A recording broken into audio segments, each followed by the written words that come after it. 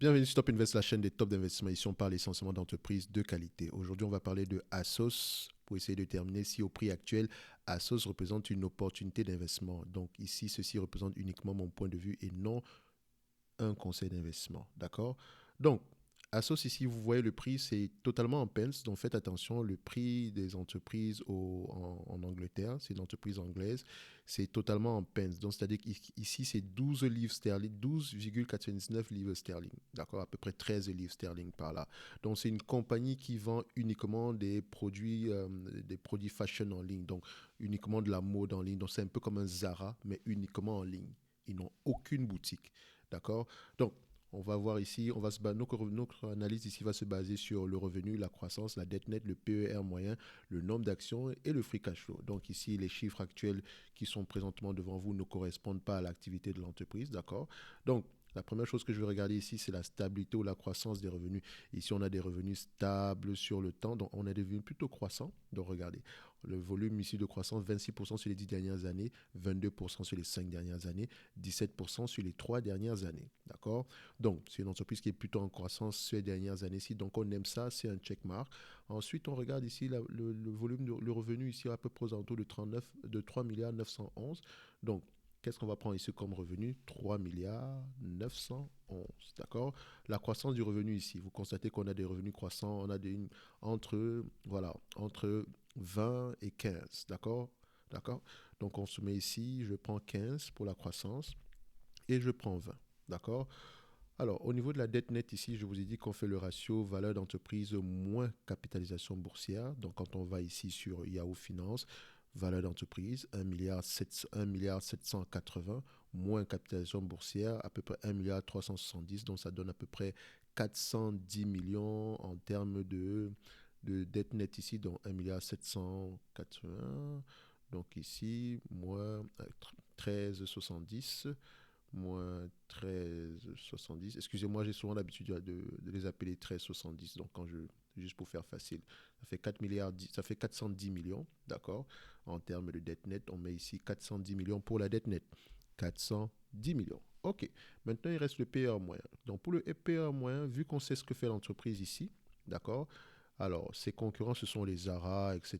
Donc, ici, quand on vient à ce niveau-ci, ça, c'est H&M, d'accord, qui est un concurrent également à cette entreprise. Donc, c'est Consumer Cyclical Apparel Manufacturing. Donc, on va simple. Donc, je peux également vous montrer directement Asos pour faire simple. Donc, on va mettre ici Asos, d'accord. On attend, voilà. Donc, c'est consumer cyclical, mais plutôt internet retail. Donc, c'est toujours le consumer cyclical, mais c'est toujours dans le retail. Donc, on va ici dans Guru Focus, donc pour les entreprises européennes, mais vend également en Amérique. Donc, il faut faire attention à ça. Donc, on vient ici dans le retail cyclical. Donc, ici, je viens ici, parfait. Donc, ça fait également spécialité retail, internet retail se retrouve ici. Donc, vous voyez que, voilà, on compare à Heinz, Hermès International, Christian Dior, voilà, c'est un peu bizarre. Mais dans tous les cas de figure, vous voyez qu'il y a des entreprises qui sont de très bonne qualité qui se retrouvent ici, comme les Hermès, les Dior. Donc, c'est un mélange de tout. Donc, il faut faire très attention quand vous évaluez ces entreprises aussi. Mais aussi, vous allez retrouver d'autres compagnies comme les Zara. Donc, donnez-moi juste un instant. On compare ici. Voilà. Est-ce que c'est bien son compare. On va se dire que c'est correct ici. Donc au niveau ici, excusez-moi, donc au niveau ici des PER, voilà, commerce au détail, ça varie entre 15 et 20 fois les bénéfices. Donc ici, moi pour rester à peu près voilà, à peu près, on va rester au juste milieu, on va mettre 17 fois les bénéfices. Donc je vais juste mettre 17 fois les bénéfices tout en sachant que présentement, en mettant 17 fois les bénéfices, voilà, je suis pas très optimiste ni très pessimiste. J'ai essayé de rester équilibré. Donc le nombre d'actions ici aujourd'hui, donc quand on regarde, le nombre d'actions, on a à peu près 106 millions d'actions. Donc, les actions ont également tendance à croître. Je n'aime pas ça.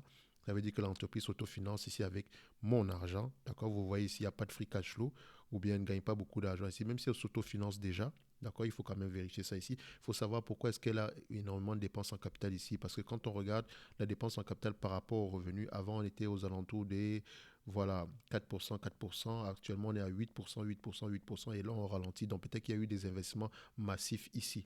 D'accord. Donc, ici, quand on va mettre le nombre d'actions, on va mettre 106 millions, tout en posant les bonnes questions, en lisant les rapports financiers. pourquoi est-ce que le nombre d'actions augmente? Parce que on aimerait avoir la garantie que le nombre d'actions reste au moins stable, sinon décroissant dans le temps. Maintenant, au niveau des free cash flow. OK. Alors, les free cash flow ici, vous constatez que voilà, ces dernières années, elles ne gagnent pas d'argent. Mais avant cette période, avant 2017, on était à 3%, 3%, 0,64, 5%, 3%. Quand on regarde ici la marge nette ici, on est aux alentours des 1%, 3%, 3%, 1%, 3%. Donc, on va se dire à peu près ici que 3% minimum, c'est la moyenne des marges. D'accord? Donc, on va se dire 3% pour les free cash flow. OK. On a tous nos éléments, revenus, croissance, dette nette, PER moyen, nombre d'actions, et on va aller travailler avec ça. Alors, ici, ce qui me conforte dans mon analyse, donc on va ici, on va 17 fois les bénéfices, ici, c'est déjà là, et à ce niveau-ci, on a nos PE, on a nos free cash flow. OK. Quand on prend ici 3 milliards 911, d'accord, 3% de 3 milliards 911, ça vous donne combien? Ça vous donne ici à peu près, excusez-moi, j'ai pris 30%, donc ça donne 117 millions. Donc si on divise ici par 10, voilà, ça donne 117 millions, point 33. Donc je vais mettre ici 117 millions pour arrondir, d'accord? Donc multiplié par 17 fois les bénéfices, moins la dette nette ici, donc on a une dette nette aux alentours de 408 millions, 410, il n'y a pas une grosse différence. Moins la dette nette ici, divisé par le nombre d'actions, ça fait 15, ça fait ici au total 15 pounds, 15,86 livres sterling. D'accord? Vous pouvez dire, on peut l'arrondir à 16 livres sterling. Donc, sans croissance, d'accord, avec 3% de marge bénéficiaire, cette entreprise vaut à peu près 16 livres sterling. D'accord? Maintenant, croissance de 15% sur les 5 prochaines années, avec à peu près ici un revenu de 3 milliards 911, d'accord, multiplié par 15% sur les 5 prochaines années, ça revient ici à doubler le revenu actuel à peu près, d'accord, on est aux alentours de 5172, non, attendez, non, c'est pas ça, j'ai fait 1,15, d'accord, exposant 5, nombre d'années, ça fait 2 multiplié par 3, 9, 3 milliards 11, ça fait ici que d'ici 2026, on peut atteindre les 7 milliards 866. Si on regarde nos 3% de marge bénéficiaire par rapport à ce revenu-là, on est à 235 millions, donc 236. On va l'arrondir ici à 236. 236. Donc 17 fois les bénéfices fois 236, ça fait 4 milliards, moins la dette nette ici, divisé par le nombre d'actions, ça revient ici à 36 livres sterling. 36. Maintenant, la dernière hypothèse, c'est 20% de marge bénéficiaire, excusez-moi, 20% de croissance sur les 5 prochaines années, d'accord, sur un revenu de 3 milliards 911, ça revient ici à 9 milliards 731 en année 2026.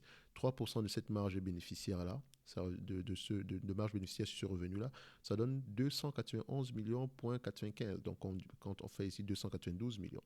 Donc, on va ici 292 millions fois 17 fois les bénéfices, moins la dette nette ici aujourd'hui, divisé par le nombre d'actions, ça donne 45 ou bien 46 livres sterling.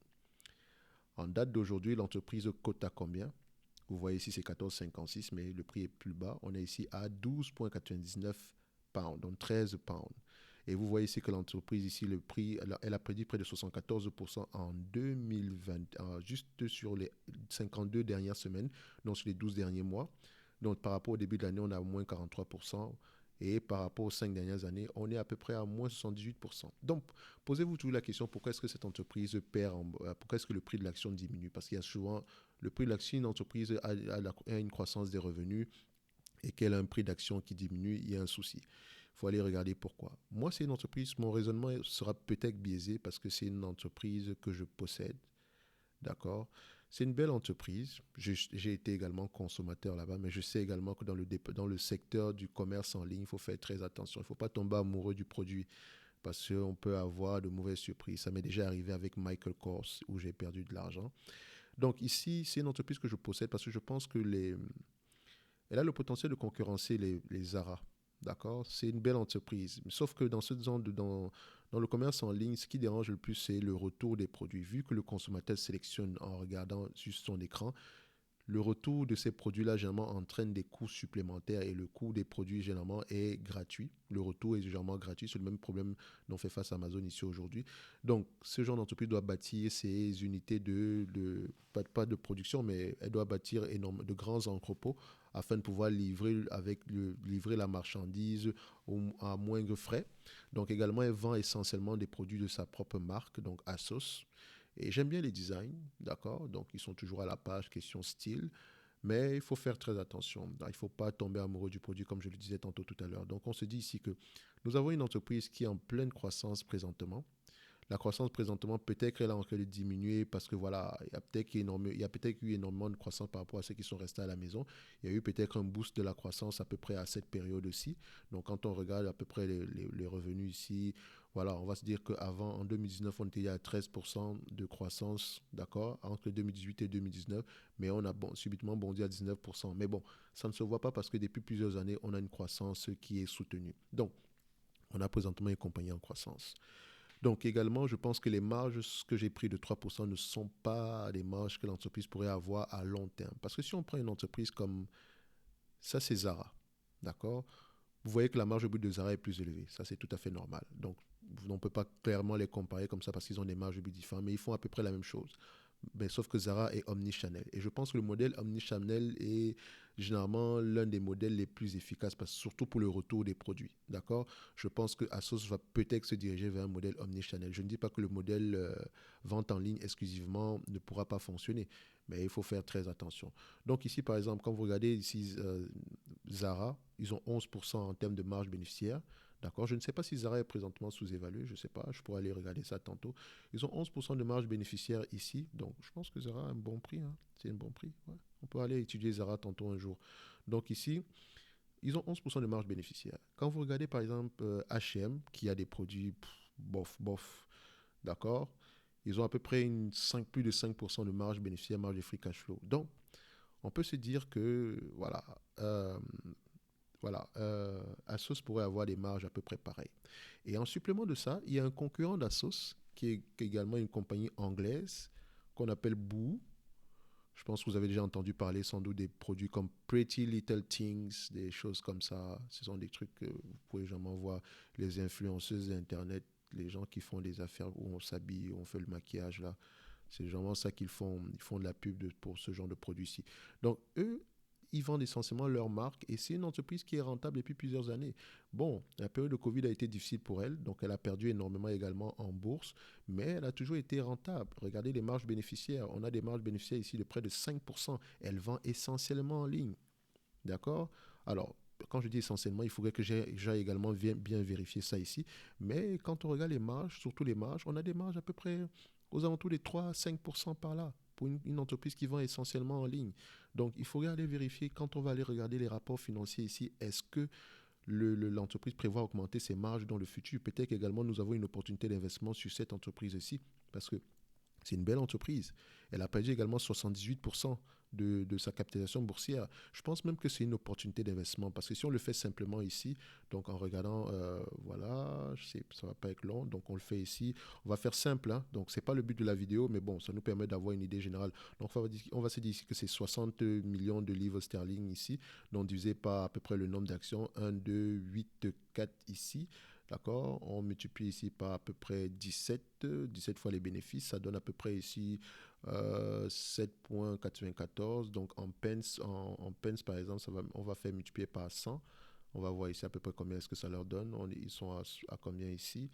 Alors, ils sont à 71, donc nous on est à 79. Donc je vous ai dit que c'est 0, c'est en pence, donc 71 pence, ou 0,79 livres, d'accord? Donc, or, ici on est à 79, ici on est à 71, et ça c'est sans croissance. Et si vous regardez également l'entreprise en question, donc au niveau des revenus de la croissance, on a une excellente croissance. Admettons juste qu'on double la croissance sur les 5 prochaines années, donc on double le revenu avec des marges seulement de 3%, vous constatez qu'on parlait bien plus loin que ça. Et vu que j'avais mis juste des marges de 3% ici, si je mets des marges de 5%, les marges qu'ils ont eu l'habitude d'avoir, ça revient ici à près de 132 pence. Donc actuellement, ça devient 1 pound, enfin pas 1 pound, mais 1,32 livres sterling. Si on divise par le prix actuel, on a à peu près une opportunité d'investissement. Donc je vous dirais, Asos et Boo sont des opportunités d'investissement. Mais attention, lisez vos rapports financiers. C'est deux entreprises très intéressantes. Donc je voulais parler d'une entreprise, mais je me retrouve en train de parler de trois entreprises qui sont, voilà, Zara, Boo et Asos. Donc, je pense que Asos ici représente une opportunité d'investissement. D'accord. Le prix actuel est correct, sans croissance. Le prix actuel est déjà sous-évalué, sans croissance. Et moi, personnellement, où est-ce que je vais me situer? On va mettre jusqu'à une croissance de 15% sur les 5 prochaines années, ce qui est tout à fait possible. Donc, ça sera à 36 pounds. Donc, on a près de 250% de croissance ici. D'accord. Donc, si vous divisez le prix actuel, hein, qui est aux alentours de 13, donc vous faites 36 divisé par 13, ça vous donne à peu près 2,70. D'accord. Donc, c'est une opportunité d'investissement. Maintenant, pour investir dans cette entreprise, il faut le faire avec conviction. Donc, vous devez lire vos rapports financiers. Donc, voilà une belle entreprise. Je ne dirais pas qu'elle va être dans la watchlist des top invest. Enfin, si, elle mérite quand même une place. Voilà, c'est une entreprise qui me plaît. Mais également, il y a des risques. Et il faudrait aller lire les rapports financiers pour essayer de comprendre pourquoi. D'accord. Donc, c'est ce que je pourrais dire ici par rapport à Asos. Donc sur Asos, on a parlé de Boo, on a parlé de Inditex qui est Zara. Donc allez lire les rapports financiers de ces deux autres compagnies-là parce qu'on va en reparler tantôt. D'ici là, on se donne rendez-vous sur la prochaine vidéo. Merci.